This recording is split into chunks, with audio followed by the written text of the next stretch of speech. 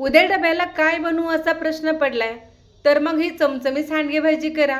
बघा डब्यात चाटून पुसून फस्त होईल. त्यासाठी मी इथे 1 वाटी सांडगे घेतलेत.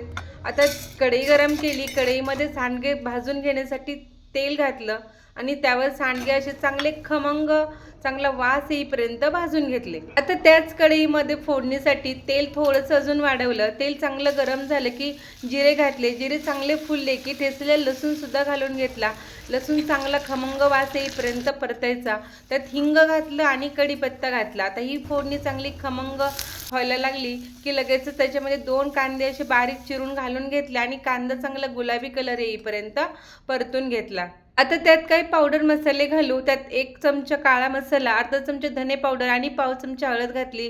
1 मिनिटभर चांगलं हे मसाले परतून घेतले आणि त्यात सांडगे सुद्धा घातले आणि हे बघा सांडगे सुद्धा थोडेसे हलवून घेऊ. आता सांडगे शिजण्यासाठी 1 ग्लास गरम पाणी करून घातलं आणि थोडी बारीक चिरलेली कोथिंबीर सुद्धा घातली आणि हे थोडंसं हलवून घेऊ. आता चवीपुरतं इथे मीठ घालायचं आहे आपल्याला. मीठ अगोदर सांडग्यांना आहे त्यामुळे मीठ प्रमाणातच घालायचं. थोडं हलवून घेतलं आणि 3 ते 4 मिनिटांसाठी झाकण ठेवलं.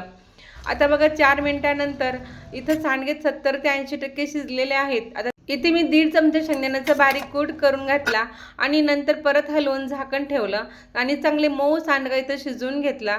आता इथे पहा सांडगा आपला शिजलेला आहे.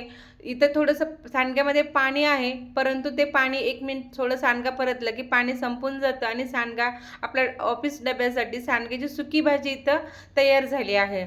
खायला एकदम मस्त आणि खमंग अशी चमचमीत लागते आणि एकदा खाल ना तर परत परत बनवाल अशी सांडग्याची भाजी आहे. रेसिपी आवडली असेल तर लाईक करा, कमेंट करा आणि चॅनेलला सबस्क्राईब नक्की करा. धन्यवाद.